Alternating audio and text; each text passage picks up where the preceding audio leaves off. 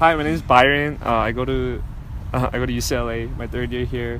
I study sociology. Hey, my name is Carl, and I travel in UCLA, and I've been here for 4 months, and this weekend I will fly back to China. My name is Betty Wolkiva, and I am going to be a freshman at UCLA. Hi, I'm Aiden. Donahue is the last name.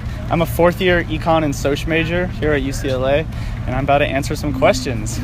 Well, what do you think is the most important issue on campus? Sexism, racism, or nationalism? Or the most prominent one? I would say racism.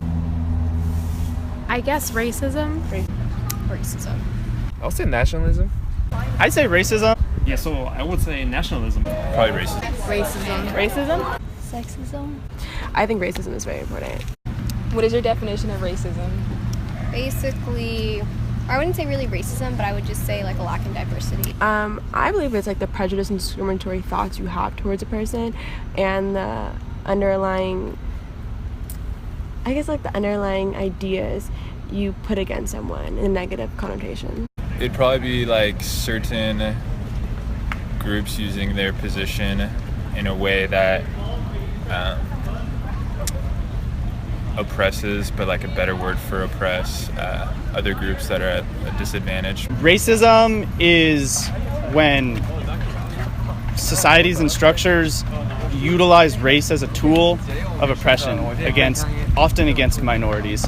And so whether that's stereotyping, whether that's economic discrimination, whether that's geopolitical discrimination, I mean, there's all kinds of ways, but it's any way that you use race as a tool to suppress somebody. And do you typically see racism in your everyday life? Oh, of course. There's only about 1,500 black kids on this campus and 42,000 other races, probably like white and Asian and some others on campus. So that's racism in itself. I guess racism when you walk into the Chicano and African American Center and there's a Republican poster saying please join the Republican Club and only white people on the thing in a predominantly black area. That's racism in itself. And even microaggressions that you see on campus, it's pretty evident. You don't even have to look for it. You'll see it before when you walk out your dorm. Yeah, in terms of people within their own groups, segregation, like it's not like look, those people are segregated, like it's implemented, but you can just see it in people like hanging out with certain groups. Yeah. I think most folks would probably say if they were being honest with themselves. I mean, as a white person, I'm not really affected by racism in that sense, but I definitely see race play out in a lot of ways. White people versus people of color are just socialized to see the world is different, with white people definitely having more of a sense of empowerment and freedom versus people of color being in fear. And then, I mean, also you just see it in current events so much, like with the way people are policed based on their color, and just talking to friends of mine that are people of color, like the way that they experience these things, it's so dramatically different than what I have. So yeah, I mean, race is very much an everyday thing, although it's not something that I personally am hampered by. It's definitely something that I'm involved with and I experience. Okay. Whether I act like consciously I'm experiencing it. Yeah. Do you believe that there are gender roles that people should be taught to follow? No. In your culture, how do the roles of men and women differ in the family? Men are expected to go through the work, and then women care for the children and help raise them. Do you agree with those gender roles? No. So would you consider yourself as having nationalistic pride? So I'm from Germany. We both are from Germany, and that is something that you are educated, like you're socialized not to have it for historical reasons. Yeah. But you think in America?